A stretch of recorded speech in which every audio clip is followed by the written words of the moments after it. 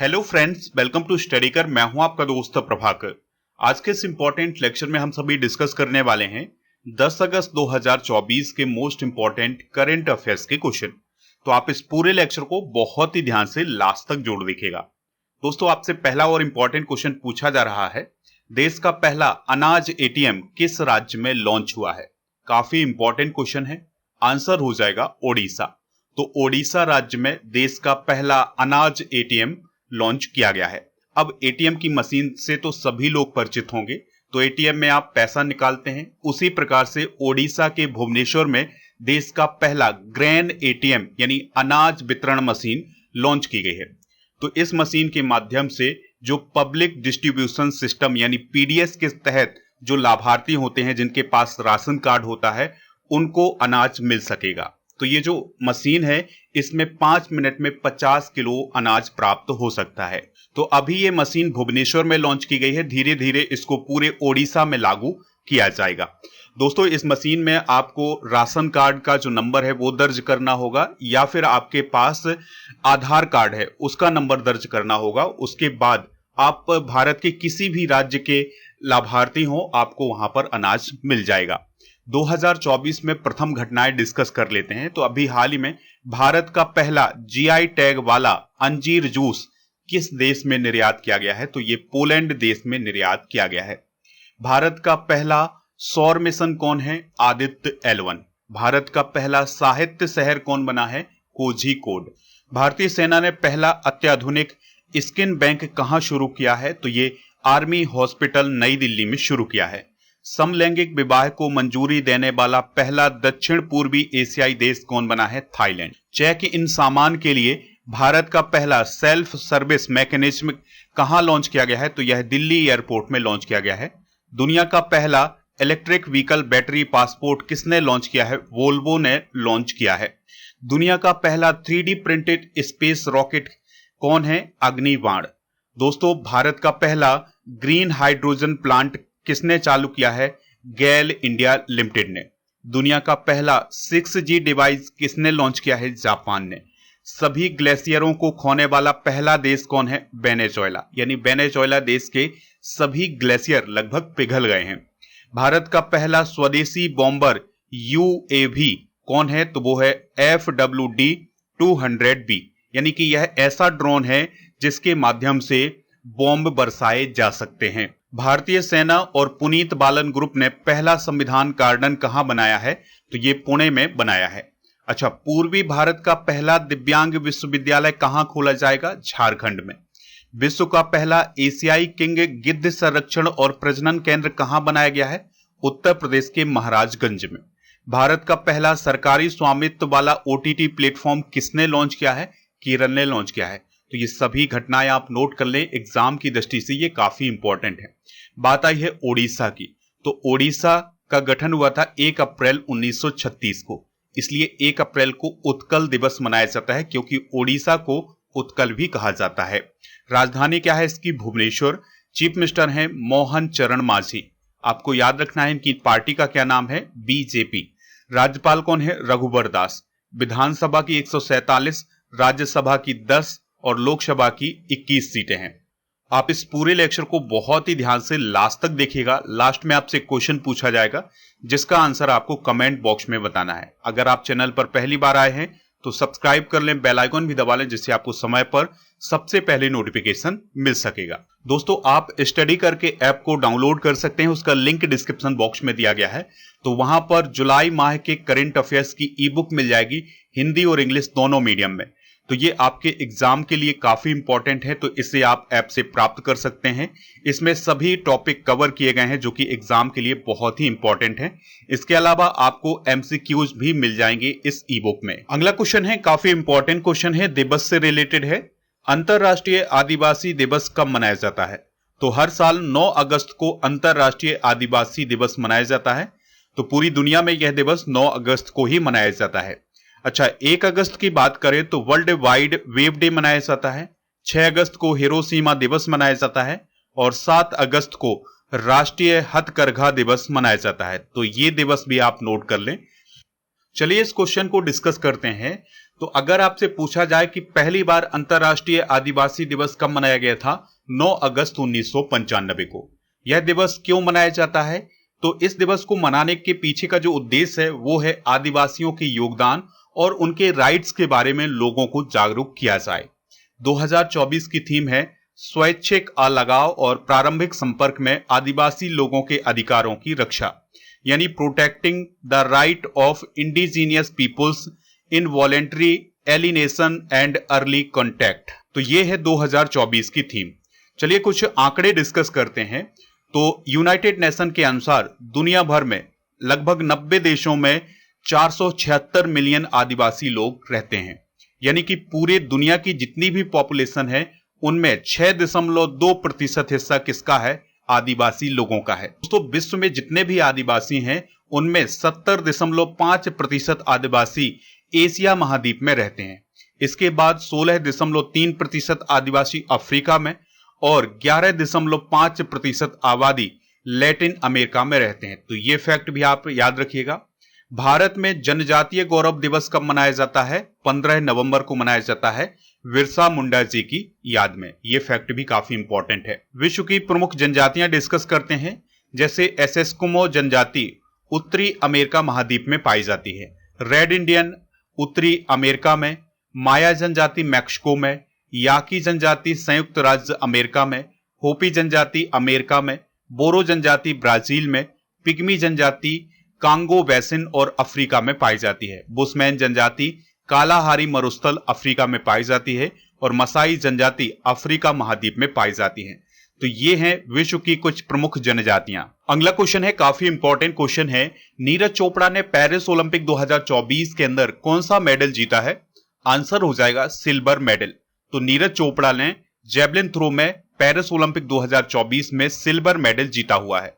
उन्होंने 89.45 मीटर भाला फेंक करके दूसरा स्थान हासिल किया है, यानी उन्होंने सिल्वर मेडल हासिल किया है।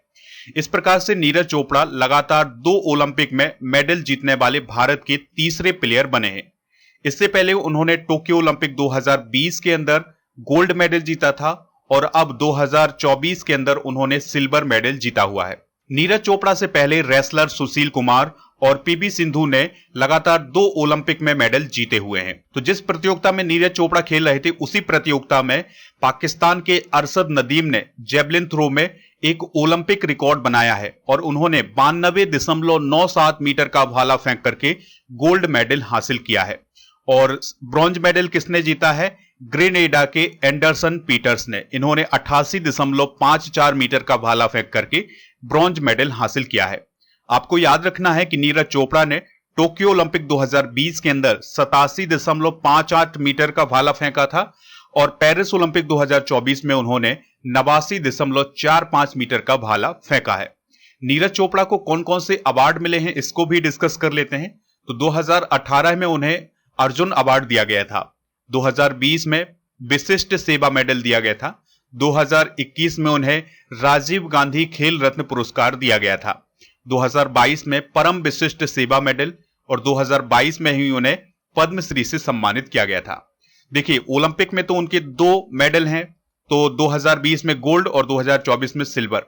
वर्ल्ड चैंपियनशिप 2023 में उन्होंने गोल्ड मेडल जीता था और 2022 में उन्होंने सिल्वर मेडल जीता था। डायमंड लीग 2022 में गोल्ड और 2023 में उन्होंने सिल्वर मेडल जीता हुआ है। इसी प्रकार से एशियन गेम्स की बात करें तो 2018 और 2022 में गोल्ड मेडल जीता हुआ है और कॉमनवेल्थ गेम्स 2018 में उन्होंने गोल्ड मेडल जीता था। तो इतने सारे गोल्ड हैं इनके नाम, इसलिए इन्हें गोल्डन बॉय के नाम से भी जाना जाता है। अब हम व्यक्तिगत खेलों में 2 मेडल जीतने वाले भारतीय खिलाड़ी डिस्कस करते हैं।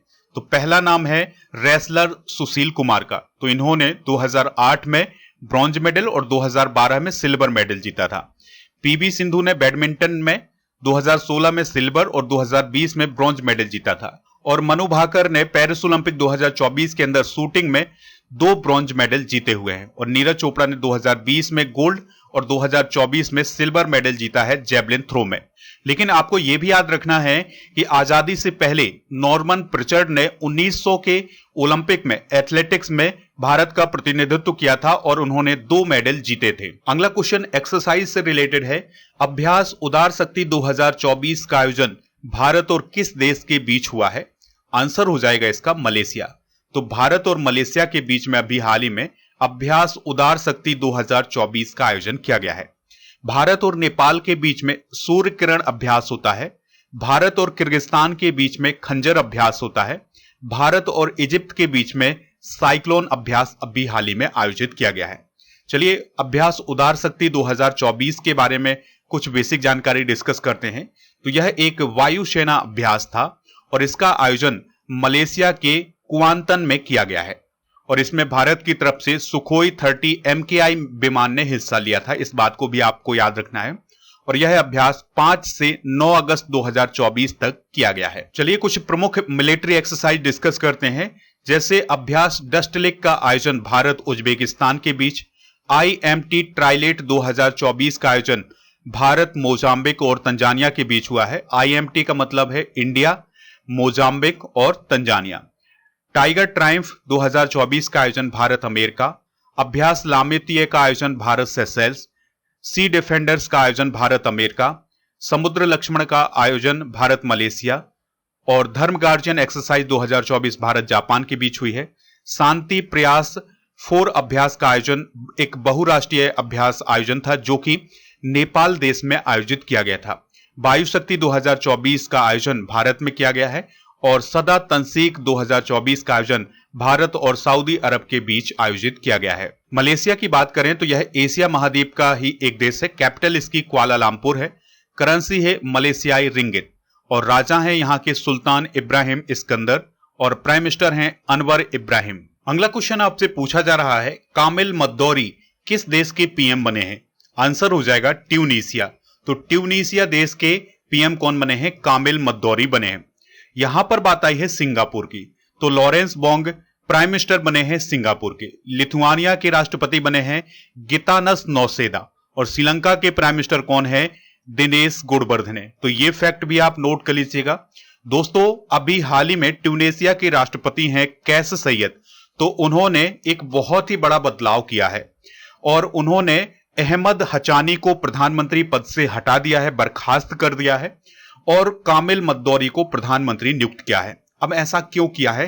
क्योंकि ट्यूनीसिया देश में पानी और बिजली की कटौती का संकट बना हुआ है जिससे लोगों में अफरा तफरी है। तो इसी को देखते हुए राष्ट्रपति ने प्रधानमंत्री को हटा दिया है और एक नए प्रधानमंत्री की नियुक्ति की है। इस प्रकार से ट्यूनीसिया में अब नए प्रधानमंत्री बने हैं कामिल मद्दौरी। हाल ही में की गई कुछ महत्वपूर्ण नियुक्तियां डिस्कस करते हैं। जैसे मसूद पेजिस्कियान राष्ट्रपति बने हैं ईरान के। क्रिस्टन मिशेल प्रधानमंत्री एस्टोनिया के और डिक सूफ प्रधानमंत्री नीदरलैंड के बने हैं। सुल्तान इब्राहिम इस्कंदर किंग बने हैं मलेशिया के। पॉल कागामे राष्ट्रपति बने हैं रवांडा के। कीर स्टारमर प्रधानमंत्री बने हैं ब्रिटेन के। मोहम्मद यूनिस बांग्लादेश की अंतरिम सरकार के प्रमुख बने हैं। एंटोनियो कोस्टा अध्यक्ष बने हैं यूरोपीय परिषद के। क्लाउडिया सिनवाम पहली महिला राष्ट्रपति बनी है मैक्सिको की। उर्सुला वॉन डेर लेयन ये अध्यक्ष बने हैं यूरोपीय आयोग के और मिन आंग हलांग बने हैं कार्यवाहक राष्ट्रपति म्यांमार के और रैचल रीव्स पहली महिला वित्त मंत्री बनी है ब्रिटेन की। आलिया नीलम अभी हाल ही में पंजाब हाई कोर्ट की पहली महिला मुख्य न्यायाधीश बनी है जो कि पाकिस्तान में है और केपी शर्मा ओली प्रधानमंत्री बने हैं नेपाल के। तो ये सभी फैक्ट आप नोट कर लीजिएगा। ट्यूनीसिया की बात करें तो यह अफ्रीका महाद्वीप में स्थित है और यह उत्तरी अफ्रीका महाद्वीप में है यानी कि अफ्रीका के उत्तरी हिस्से में है। और कैपिटल है इसकी ट्यूनिस और करेंसी है ट्यूनीसियाई दीनार। राष्ट्रपति हैं कैस सैयद। अगला क्वेश्चन है काफी इंपॉर्टेंट क्वेश्चन है। हाल ही में भारत और किस देश के बीच द्विपक्षीय सीमा शुल्क सहयोग समझौते पर हस्ताक्षर किए गए हैं? आंसर हो जाएगा न्यूजीलैंड। तो आप सभी को पता है कि राष्ट्रपति द्रौपदी मुर्मू जी न्यूजीलैंड, फिजी और तिमोर लेत्से देश की यात्रा पर गई हुई हैं। तो जब वो न्यूजीलैंड पहुंची तो वहां पर भारत और न्यूजीलैंड के बीच में द्विपक्षीय सीमा शुल्क सहयोग समझौते पर हस्ताक्षर किए गए हैं। इस समझौते का प्रमुख उद्देश्य है कि दोनों देशों के बीच व्यापार को आसान बनाया जाए। अच्छा, राष्ट्रपति द्रौपदी मुर्मू जी की न्यूजीलैंड यात्रा की कुछ प्रमुख बातें डिस्कस कर लेते हैं। तो जब राष्ट्रपति द्रौपदी मुर्मू जी न्यूजीलैंड की कैपिटल वेलिंगटन पहुंचती है तो उनका स्वागत किया जाता है माओरी प्रथा से। माओरी कौन है? तो माओरी न्यूजीलैंड के मूल निवासी हैं, ठीक है। तो इनकी प्रथा से उनका स्वागत किया गया। इसके अलावा राष्ट्रपति द्रौपदी मुर्मू जी ने वेलिंगटन में न्यूजीलैंड की गवर्नर जनरल डैम सिंडी किरो से भी मुलाकात की है। और इसके अलावा न्यूजीलैंड के उप प्रधानमंत्री और विदेश मंत्री विस्टन पीटर्स से मुलाकात की है। और राष्ट्रपति द्रौपदी मुर्मू जी ने न्यूजीलैंड अंतर्राष्ट्रीय शिक्षा सम्मेलन में हिस्सा लिया था, जिसमें भारत को सम्मानीय अतिथि के रूप में आमंत्रित किया गया था। बात करते हैं न्यूजीलैंड की, तो न्यूजीलैंड एक द्वीपीय देश है जो कि दक्षिण प्रशांत महासागर में स्थित है और यहां पर कीवी पक्षी पाया जाता है। कीवी पक्षी के बारे में आपको याद रखना है कि इसके पंख नहीं होते हैं, ये उड़ नहीं सकता है। 1953 में माउंट एवरेस्ट पर चढ़ने वाले दुनिया के पहले व्यक्ति कौन थे? एडमंड हिलेरी, जो कि न्यूजीलैंड के थे। अच्छा, एडमंड हिलेरी के साथ और कौन गया था, ये आप कमेंट बॉक्स में बताइएगा। न्यूजीलैंड की मूल आबादी कौन है? माओरी। कैपिटल क्या है न्यूजीलैंड की? वेलिंगटन। न्यूजीलैंड डॉलर यहां की करेंसी है और यहां के राज्य के प्रमुख हैं, यानी कि न्यूजीलैंड के जो प्रमुख या सम्राट कह लें कौन है? यूनाइटेड किंगडम के जो सम्राट हैं किंग चार्ल्स तृतीय, तो वही यहां के सम्राट हैं।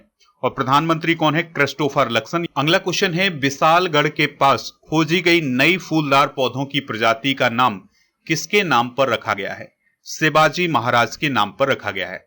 तो दोस्तों, कोल्हापुर डिस्ट्रिक्ट में एक विशालगढ़ का किला है, तो उसके आसपास फूलदार पौधों की एक नई प्रजाति की खोज की गई है और इस प्रजाति का नाम शिवाजी महाराज के नाम पर रखा गया है। और इन फूलों की प्रजाति का नाम रखा गया है सेरोपेगिया सिबाराइयाना, ठीक है। तो ये पॉइंट आप नोट कर सकते हैं। विशालगढ़ की बात करें तो यह मराठा साम्राज्य के दौरान एक जागीर थी। कुछ इंपॉर्टेंट करंट अफेयर्स डिस्कस कर लेते हैं। तो माउंट एवरेस्ट शिखर पर पहुंचने वाली पहली नेपाली महिला लेहामो पासंग शेरपा के नाम पर चंद्रमा के दक्षिणी ध्रुव पर एक क्रेटर का नाम रखा गया है। पश्चिम बंगाल और ओडिशा के तटों पर खोजी गई समुद्री हेड सील्ड समुद्री स्लग की एक नई प्रजाति का नाम राष्ट्रपति द्रौपदी मुर्मू के नाम पर रखा गया है। गोवा इंटरनेशनल एयरपोर्ट का नाम मनोहर पारिकर के नाम पर रखा गया है और इसका नाम मोपा किया गया है। इंग्लैंड के लीसेस्टर क्रिकेट ग्राउंड का नाम सुनील गावस्कर के नाम पर रखा गया है। राष्ट्रपति भवन के दरबार हाल का नाम बदलकर अभी हाल ही में गणतंत्र मंडप और अशोक हाल का नाम बदलकर अशोक मंडप किया गया है। चलिए दोस्तों, बढ़ते हैं अगले क्वेश्चन की तरफ। ये टाइगर रिजर्व से रिलेटेड क्वेश्चन है। तो क्वेश्चन पूछा जा रहा है, गुरु घासीदास तमोर पिंगला टाइगर रिजर्व किस राज्य में बनाया जाएगा? तो यह टाइगर रिजर्व छत्तीसगढ़ राज्य में बनाया जाएगा। अच्छा, उत्तराखंड की बात आई है तो यहां कार्बेट टाइगर रिजर्व है, कर्नाटक में बांदीपुरा टाइगर रिजर्व है और असम में मानस टाइगर रिजर्व है। तो ये टाइगर रिजर्व भी नोट कर लीजिएगा। चलिए इस क्वेश्चन का डिस्कशन करते हैं। तो छत्तीसगढ़ में चौथा टाइगर रिजर्व बनने वाला है और इसका नाम होगा गुरु घासीदास तमोर पिंगला टाइगर रिजर्व। इसको बनाया जाएगा गुरु घासीदास नेशनल पार्क और तमोर पिंगला अभ्यारण्य को मिलाकर के, और यह 2829.387 वर्ग किलोमीटर में फैला होगा और यह मनेन्द्रगढ़, चिरमिरी, भरतपुर, कोरिया, सूरजपुर और बलरामपुर जिलों में फैला होगा। 2012 में गुरु घासीदास नेशनल पार्क को टाइगर रिजर्व घोषित करने का निर्णय लिया गया था, लेकिन तब से यह बात पेंडिंग में थी। अब फिर से इस क्षेत्र को टाइगर रिजर्व घोषित करने की बात की जा रही है। छत्तीसगढ़ में कौन कौन से टाइगर रिजर्व हैं? इंद्रावती टाइगर रिजर्व, उदंती सीता नदी टाइगर रिजर्व और अचानकमार टाइगर रिजर्व। अगर यह टाइगर रिजर्व बन जाता है तो यह देश का तीसरा सबसे बड़ा टाइगर रिजर्व होगा। अच्छा, अगर आपसे पूछा जाए कि भारत का सबसे बड़ा टाइगर रिजर्व कौन है, तो वो है आंध्र प्रदेश का नागार्जुन सागर श्रीशैलम टाइगर रिजर्व, और फिर इसके बाद है असम का मानस टाइगर रिजर्व।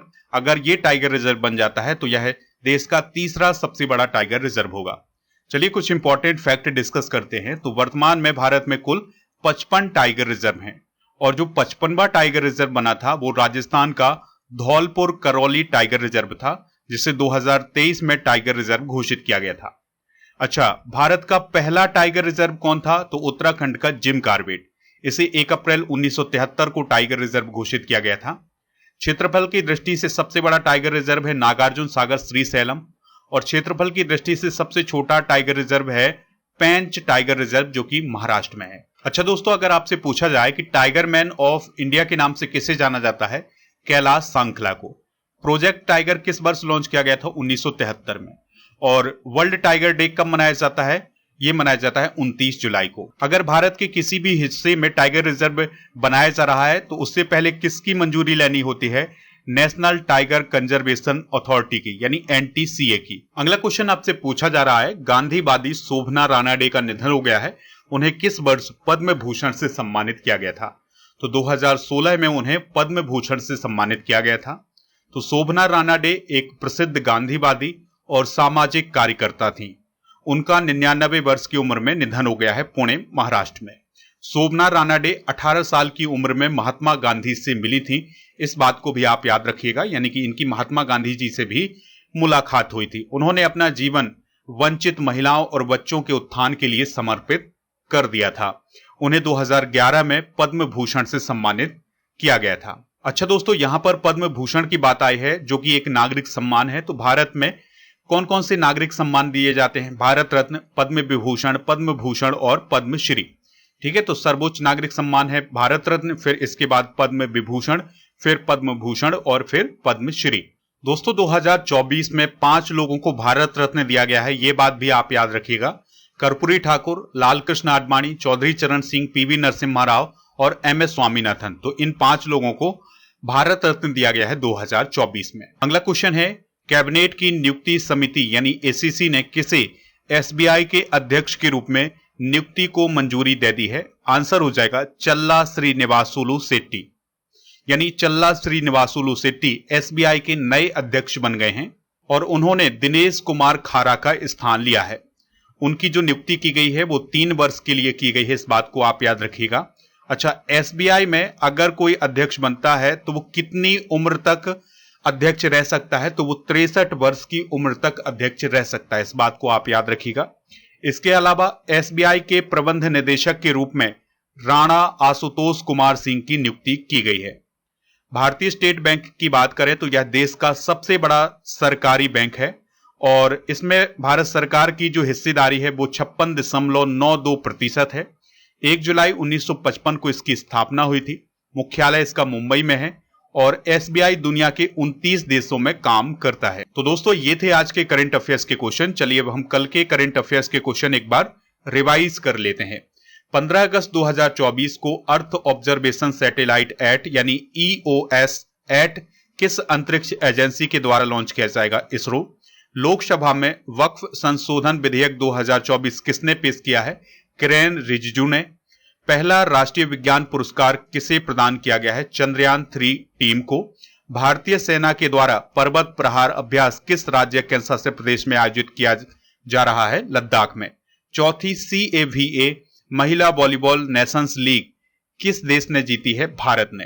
भारत में अब तक किन राज्यों में शिक्षा का अधिकार अधिनियम 2009 लागू नहीं किया गया है? पंजाब, तेलंगाना, पश्चिम बंगाल और केरल। ओलंपिक 2024 में भारत ने हॉकी में कौन सा मेडल जीता है? तो ब्रॉन्ज मेडल जीता है। विनेश फोगाट ने किस खेल से संन्यास लेने की घोषणा की है? रेसलिंग। बुद्धदेव भट्टाचार्य किस राज्य के पूर्व मुख्यमंत्री थे जिनका निधन हो गया है? पश्चिम बंगाल। भारत छोड़ो आंदोलन दिवस या अगस्त क्रांति दिवस कब मनाया जाता है? 8 अगस्त को। आज के जनरल नॉलेज के पिटारे में हम रेलवे जोन और उनके मुख्यालय डिस्कस करेंगे, जैसे उत्तर रेलवे का नई दिल्ली, उत्तर मध्य रेलवे का प्रयागराज, पूर्वोत्तर रेलवे का गोरखपुर, पूर्वोत्तर सीमांत रेलवे का गुवाहाटी, पूर्वी रेलवे का कोलकाता, दक्षिण पूर्व रेलवे का कोलकाता और उत्तर पश्चिम रेलवे का जयपुर, पश्चिम मध्य रेलवे का जबलपुर और दक्षिण रेलवे का चेन्नई, दक्षिण पूर्व मध्य रेलवे का बिलासपुर, दक्षिण पश्चिम रेलवे का हुबली और पूर्व मध्य रेलवे का हाजीपुर, पूर्वी तटीय रेलवे का भुवनेश्वर और पश्चिम रेलवे का मुंबई और मध्य रेलवे का मुंबई, कोलकाता मेट्रो का कोलकाता और दक्षिण तटीय रेलवे का विशाखापत्तनम मुख्यालय है। दोस्तों कल के करंट अफेयर्स में आपसे पूछा गया था कि भारत छोड़ो आंदोलन किस वर्ष हुआ था? तो यह 1942 में हुआ था। तो लगभग सभी लोगों ने इसका आंसर 1942 बताया हुआ है। आज का क्वेश्चन है, भारतीय स्टेट बैंक की स्थापना किस वर्ष हुई थी?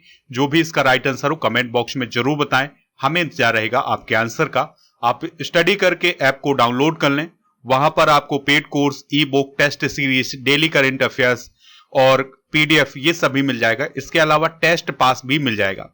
तो टेस्ट पास को प्राप्त करने के लिए आपको ऐप डाउनलोड करना होगा। टेस्ट पास में आपको भारत में जितने भी कॉम्पिटिटिव एग्जाम आयोजित किए जाते हैं उनके लिए टेस्ट मिल जाएंगे और इस टेस्ट की वैलिडिटी होगी 1 वर्ष के लिए। तो टेस्ट पास का यूज करने के लिए ऐप को जरूर डाउनलोड करें। टेलीग्राम चैनल को ज्वाइन कर लीजिएगा। आपको टेलीग्राम पर जाना है और स्टडीकर ऑफिशियल सर्च करना है, तो वहां पर आपको PDF मिल जाएगा। दोस्तों, जैसे ही आप ऐप को डाउनलोड करेंगे तो अगर आप ई बुक वाले ऑप्शन पर जाते हैं तो वहां पर आपको monthly current affairs, yearly current affairs और 6 मंथ के करेंट अफेयर्स, साइंस और जीके के सभी टॉपिक की ई बुक मिल जाएगी, हिंदी और इंग्लिश दोनों मीडियम में। तो ये सभी प्राप्त कर सकते हैं। डेली करेंट अफेयर्स का टेस्ट आयोजित किया जाता है ऐप पर, तो इसको आप जरूर दीजिएगा, यहां पर आपको रैंक मिल जाएगी। जुलाई 2024 की ई बुक मिल जाएगी। इसके अलावा ईयरली करेंट अफेयर्स की ई बुक भी मिल जाएगी, हिंदी और इंग्लिश दोनों मीडियम में। तो इसको आप प्राप्त कर लीजिएगा ऐप से। इसके अलावा आप हमारे व्हाट्सएप चैनल और इंस्टाग्राम पेज को भी फॉलो कर सकते हैं। इसका लिंक डिस्क्रिप्शन बॉक्स में दिया गया है।